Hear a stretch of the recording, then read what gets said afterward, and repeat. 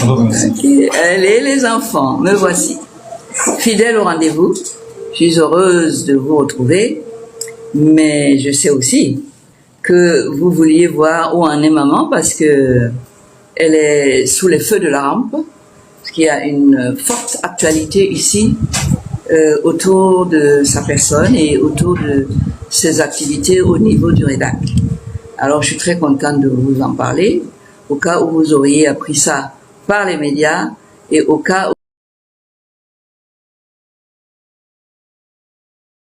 où cela vous aurait donné des émotions. Je vais vous expliquer à peu près de quoi il retourne et vous rassurer surtout.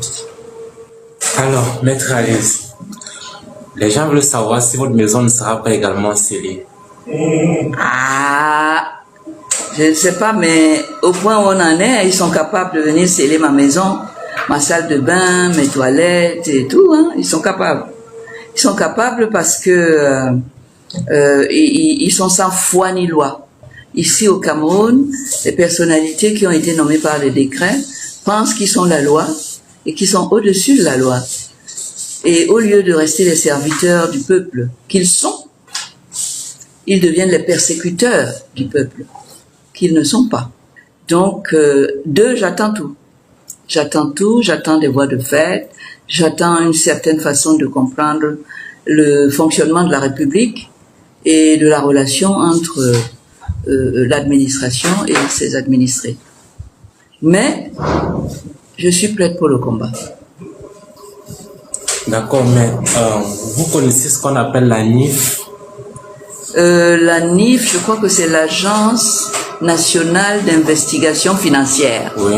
C'est une institution et qui est surtout là pour nous dire combien d'argent les fonctionnaires, ceux qui gèrent le bien public, ont détourné et de les traduire ou faire traduire devant les tribunaux pour détournement de deniers publics. Cette ANIF-là, c'est ce que nous, les propriétaires de ces fonds, puisqu'ils sont publics, c'est-à-dire les nôtres, c'est ce que nous attendons de l'ANIF.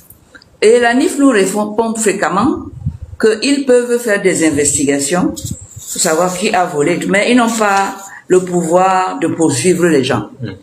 Donc c'est cette ANIF-là qui a dû trouver qu'il y a des détournements dans les ministères de l'administration territoriale et d'autres ministères, que l'on vient aujourd'hui nous opposer à nous qui ne sommes pas dans l'administration. ANIF n'est jamais venu faire de contrôle chez nous, jamais, parce que nous n'avons pas le droit d'abord. Nous ne manipulons pas les deniers publics. Nous ne manipulons pas ça. Donc l'ANIF, c'est pour les fonctionnaires véreux. Et Dieu sait ce qu'il y en a, et qui détournent les deniers publics, massivement. Donc, il faudrait que on arrête de crier aux voleurs quand on est soi-même un voleur patenté. Voilà. Ok. Vu que l'ANIF ne peut pas agir directement, qui se saisit des rapports de l'ANIF pour poursuivre les gens en justice? Ben, ils envoient tout à la présidence, ils envoient, puisque c'est le président seul qui peut dire quel fonctionnaire on poursuit. Parce que le président lui-même a ses protégés, puisque ce sont ses protégés qu'il nomme au poste où il y a l'argent de l'État. Donc, quand il y a des détourneurs, ces détourneurs de deniers publics se retrouvent aussi beaucoup dans les rangs des gens qui l'aiment bien et qui lui sont proches. Moi, je ne peux pas accéder au bien public. Je ne risque jamais d'être poursuivi pour détournement de deniers publics. Je ne vois pas où passe l'argent public. Je ne le manipule pas. Parce que c'est quoi un détournement? Un détournement, c'est quelqu'un qui a eu l'argent de l'État pour faire une chose bien précise ou pour le garder et qui, au lieu de faire cette chose précise, l'a utilisé à d'autres fins. C'est ça qu'on appelle le détournement de deniers publics. Vous voyez que ça ne peut jamais s'appliquer à des gens comme moi qui ne détiennent jamais le denier public et donc ne peuvent pas détourner ce qu'ils n'ont jamais détenu. Voilà. D'accord, la question vous a été posée parce que M. Atangadi, hier, au sortir de sa conférence, a déclaré ceci. 5 associations sur la base du rapport de l'ANIF ont reçu 16 millions en un temps record. Alors que l'ensemble des actions, quand vous regardez ce que nous constatons, les investigations, c'est moins de 400 millions de francs. Avec ce type de manœuvre financière, les gens ne vont pas m'aimer. Est-ce que je suis une femme pour me faire aimer? Il estime que c'est sur la base des rapports de l'ANIF qu'il a ordonné la fermeture du REDAC et de 5 autres associations. Ben, sur la base des rapports de l'ANIF, d'abord, l'ANIF, moi je connais pas, je vous dis que je ne relève pas de l'ANIF. Et de deux, lui-même, je ne suis pas sûr qu'il n'est pas dans les rapports de l'ANIF. Je suis pas sûr. Parce que justement, l'ANIF est là pour regarder comment on gère les budgets. Dernièrement, vous avez tous entendu parler du budget de l'administration territoriale qui reçoit plus de 6 milliards de deniers publics pour les catastrophes naturelles. Et oui, quand on lui a posé la question, il paraît qu'à l'Assemblée, il a dit que c'est écrit dans les budgets, c'est vrai, mais qu'il n'a jamais vu la couleur de cet argent. Vous voyez bien que l'argent est détourné là-bas entre eux. Alors lui, je pense qu'il devrait aller regarder de ce côté-là et pas du côté de là où jamais l'argent ne part. Donc, monsieur le ministre, là, tu es un menteur invétéré. Il faut essayer d'éviter de mentir comme ça. Parce qu'on peut facilement vous confondre, monsieur le ministre. Vous ne pouvez pas prouver ce que vous dites. Mais, si vous persistez, je vais vous obliger à venir sur une plainte que je vais vous coller au dos pour dénonciation calomnieuse.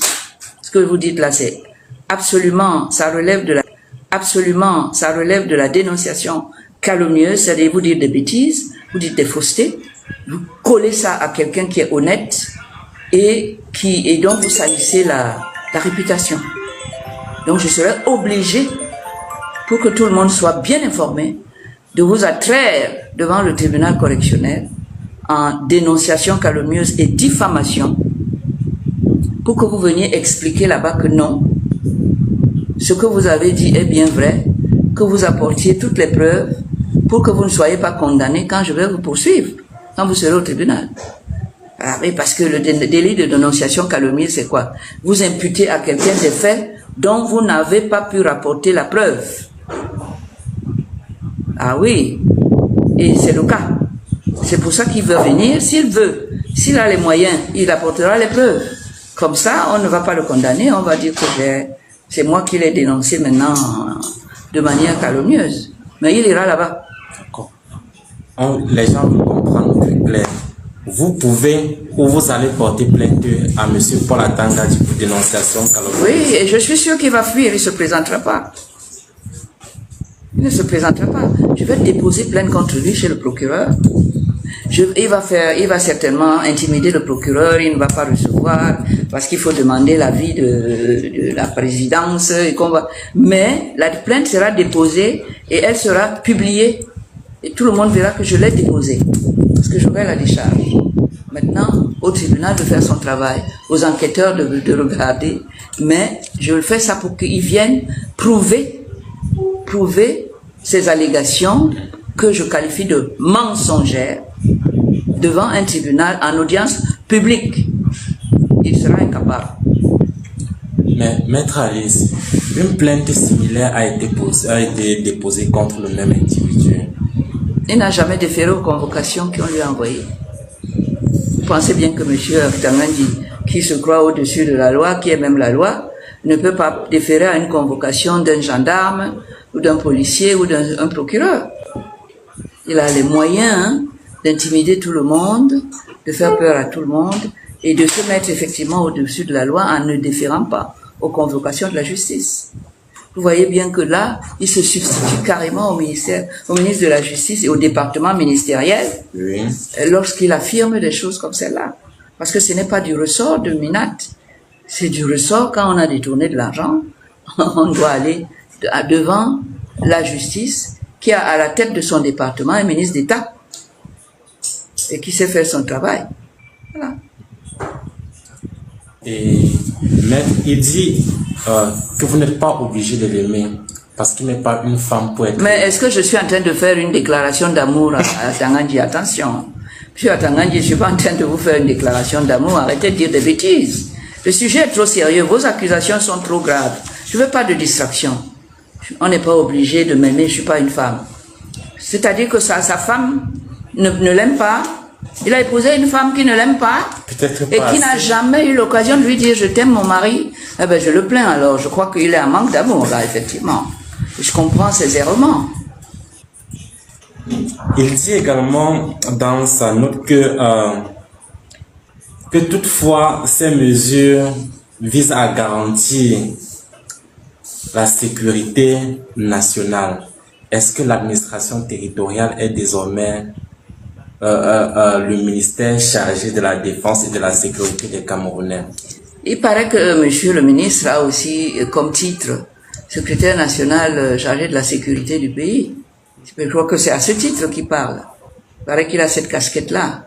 Mais ce n'est pas Madame Maximilienne Gombert, Alice Nkom ou alors le président du REDAC qui s'appelle professeur Remingoy Lungu, qui est président de la Commission africaine des droits de l'homme, président du conseil d'administration du REDAC. Ce n'est quand même pas lui qui va mettre la sécurité